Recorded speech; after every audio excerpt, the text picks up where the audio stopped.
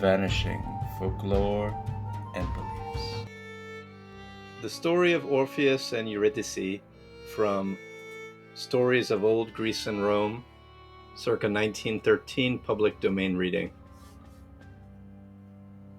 The deeds of the immortal gods were told and sung at every fireside in Greece, and among these hero tales there was none more popular than the story of how Apollo built for Neptune the famous wall of Troy. Many musicians would have been glad to perform a similar service for the mere fame that it would bring them. But they feared that the attempt to imitate Apollo would only result in failure and ridicule. So no mortal ever presumed to say that he could make rocks and stones obedient to the spell of his music. There was, however, one musician, Amphion, king of Thebes, who was anxious to prove that his playing was equal to Apollo's.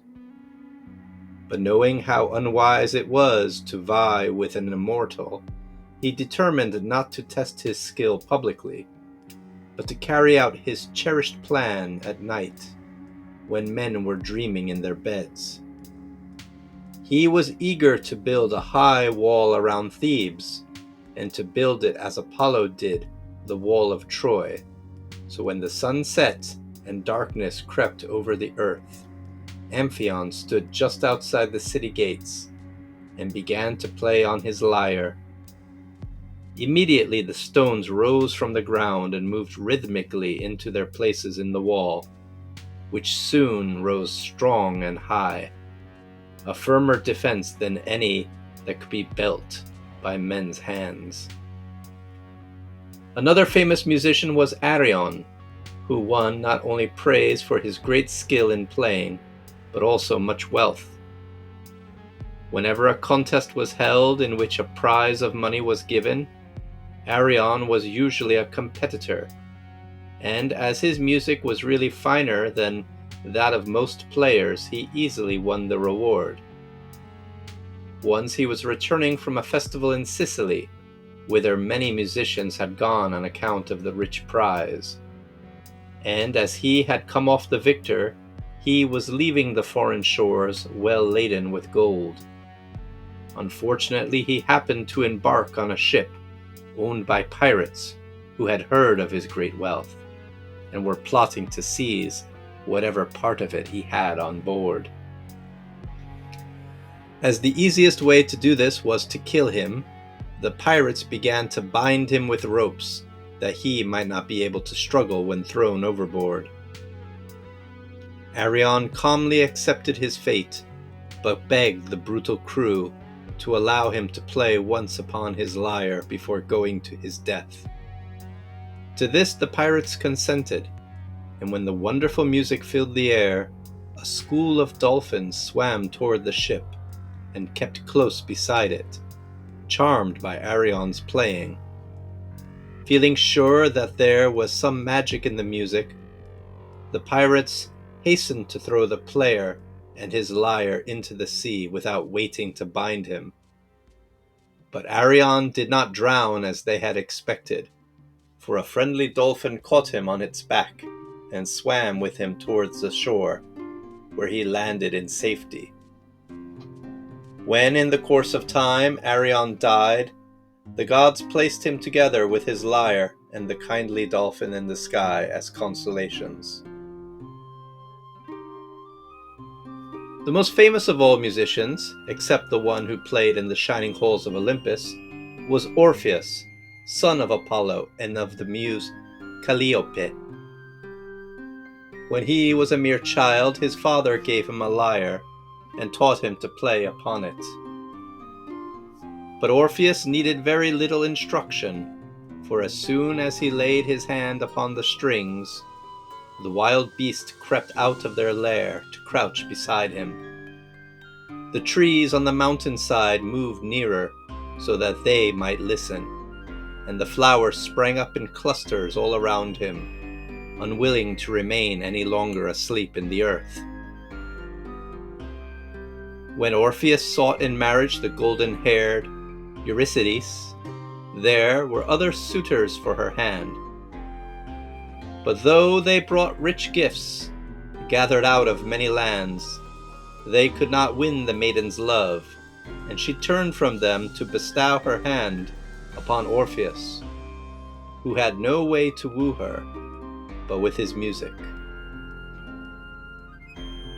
On the wedding day there was the usual mirth and feasting, but one event occurred that cast a gloom over the happiness of the newly married pair. When Hymen, god of marriage, came with his torch to bless the nuptial feast, the light that should have burned clear and pure began to smoke ominously, as if predicting future disaster. The evil omen was fulfilled all too soon, for one day, when Eurydice was walking in the meadow, she met the youth Aristeus, who was so charmed with her beauty that he insisted upon staying beside her to pour his ardent speeches into her unwilling ears.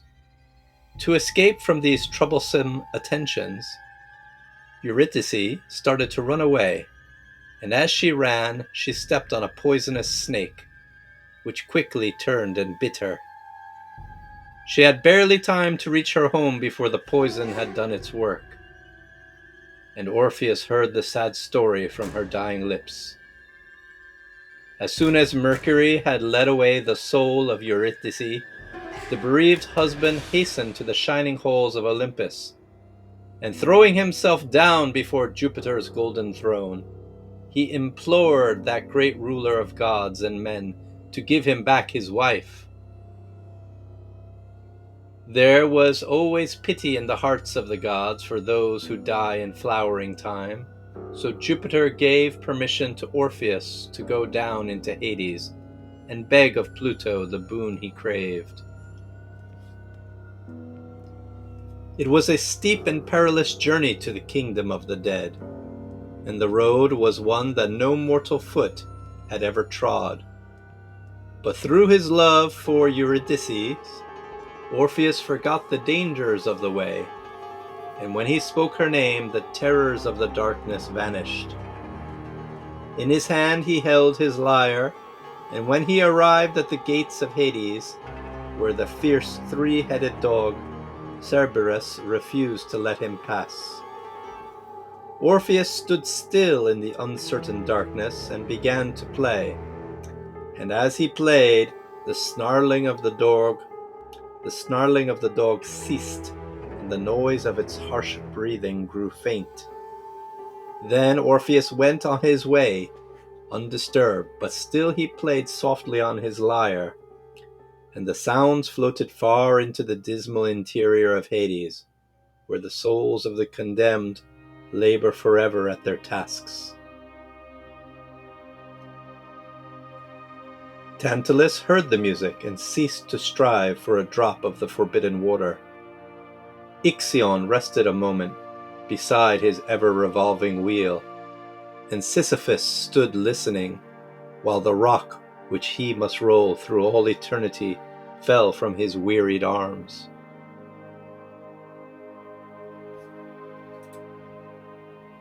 The daughters of Danos laid down their urns beside the sieve into which they were forever pouring water, and as the mournful wailing of Orpheus's lyre told the story of his lost love, they wept then for a sorrow that was not their own.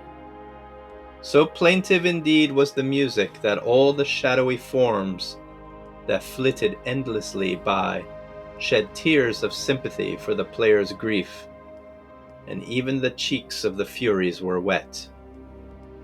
When Orpheus came before the throne of Pluto, that relentless monarch repulsed him angrily as he attempted to plead his cause, and commanded him to depart.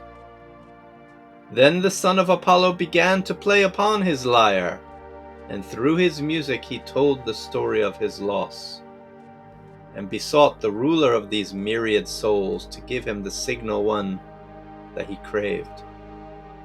So wonderfully did Orpheus play that the hard heart of Pluto was touched with pity, and he consented to restore Eurydice to her husband on condition that, as they went out together from the loathed country of the dead, he should not once turn his head to look upon her. To this strange decree Orpheus gladly promised obedience. So Eurydice was summoned from among the million shadow shapes that throng the silent halls of death. Pluto told her the condition on which her freedom was to be won, and then bade her to follow her husband. During all the wearisome journey back to earth, Orpheus never forgot the promise he had made, though he often longed to give just a hurried glance at the face of Eurydice to see whether it had lost its sadness. As they neared the spot where the first faint glimmerings of light filtered down into the impenetrable darkness, Orpheus thought he heard his wife calling, and he looked quickly around to find whether she was still following him. At that moment, the slight form behind him began to fade away, and a mournful voice, seemingly far in the distance, called to him a sad farewell. He knew that no second chance would be given him to win his wife from Pluto's hold, even if he could again charm the three-headed Cerberus or persuade Charon the grim ferryman to take him across the river Styx. So he went forlornly back to earth and lived in a forest cave, far from the companionship of men. At first there was only his lyre to share his solitude, but soon the forest creatures came to live beside him, and often sat listening to his music, looking exceedingly wise and sorrowful. Even in his sleepless hours, when he fancied he heard Eurydice calling, he was never quite alone, for the bat and the owl and the things that love the darkness flitted about him, and he saw the glowworms creep toward him out of the night-cold grass.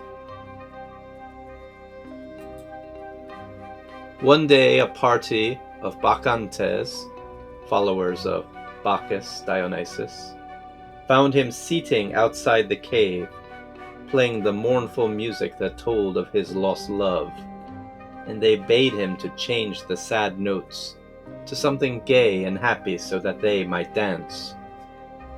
But Orpheus was too wrapped up in his sorrow to play any strain of cheerful music, and he refused to do as they asked.